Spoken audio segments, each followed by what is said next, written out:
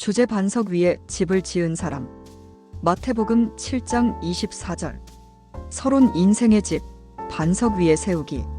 예수님께서는 산상수훈 마지막 부분에서 말씀하셨습니다. 그러므로 누구든지 나의 이 말을 듣고 행하는 자는 그 집을 반석 위에 지은 지혜로운 사람 같으리니.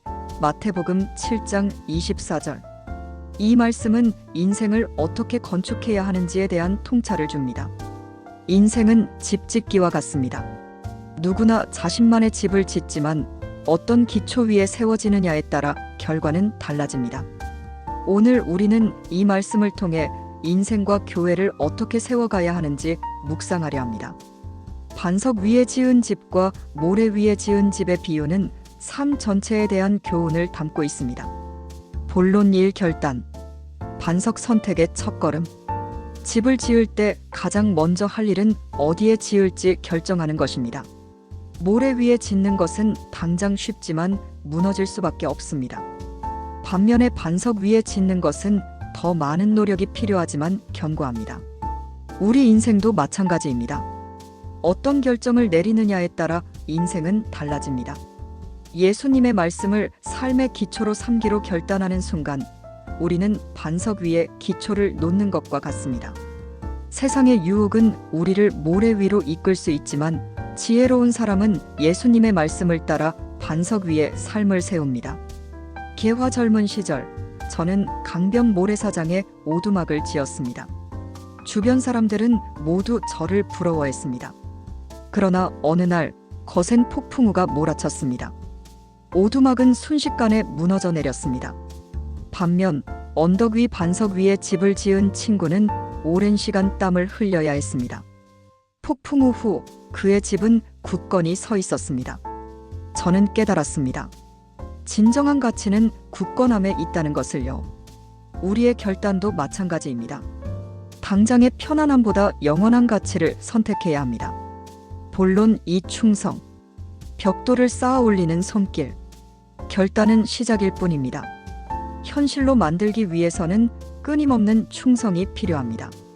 벽돌 하나하나를 정성스럽게 쌓아 올리듯이 매일의 작은 순종과 헌신이 믿음의 집을 완성합니다.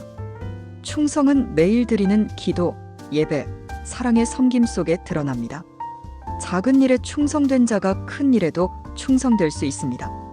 예수님께서는 달란트 비유를 통해 충성의 중요성을 강조하셨습니다. 예화 유명한 건축가가 있었습니다. 그는 웅장한 성당을 짓는 일에 열정을 쏟았습니다. 사람들은 건축가의 재능을 칭찬했지만 건축가는 겸손하게 말했습니다. 이 건물은 수많은 노동자들의 땀과 충성으로 세워졌습니다. 그는 노동자들의 헌신이 없었다면 이 성당은 결코 완성될 수 없었을 것이라고 말했습니다. 교회도 마찬가지입니다. 보이지 않는 곳에서 헌신하는 성도들의 작은 충성들이 하나님의 성전을 세워갑니다. 본론 3 공동체. 보이지 않는 못. 집은 혼자 힘으로 세울 수 없습니다. 여러 장인들이 함께 힘을 모을 때 견고한 집이 완성됩니다. 교회 공동체도 마찬가지입니다. 각자의 결단과 충성이 서로를 붙잡는 보이지 않는 못이 됩니다. 이 못은 밖에서는 잘 보이지 않지만 집을 견고히 세우는 역할을 합니다. 우리의 사랑과 믿음 그리고 충성이 바로 그 못입니다. 서로를 격려하고 지지하며 함께 어려움을 극복해 나갈 때 교회는 굳건하게 세워져 갑니다. 예화 오래된 교회 건물을 보수하던 기술자가 있었습니다. 그는 건물 안쪽에 수많은 못들이 숨겨져 있는 것을 발견했습니다. 이 못들은 건물의 뼈대를 튼튼하게 연결하고 있었습니다. 기술자는 말했습니다. 겉에서 보이지 않지만 이 안쪽 깊은 곳에 수많은 못이 건물을 붙잡고 있어요. 이 못들이 없었으면 벌써 무너졌을 겁니다. 교회도 마찬가지입니다.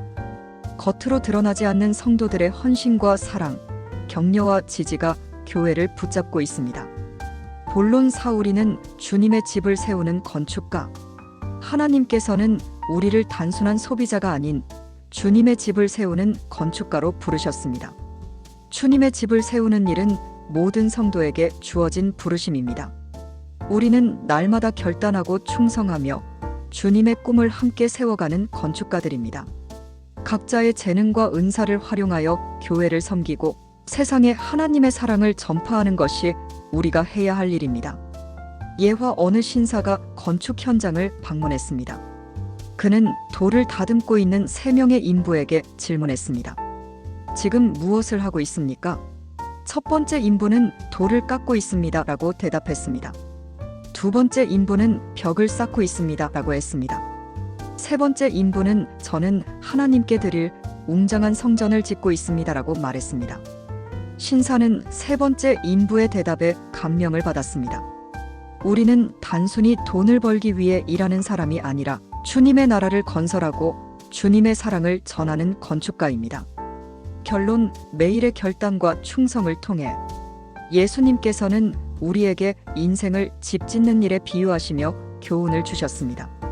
결단으로 기초를 놓고 충성으로 벽돌을 쌓으며 공동체 안에서 서로를 연결할 때 우리의 삶과 교회는 흔들리지 않는 굳건한 집이 될 것입니다.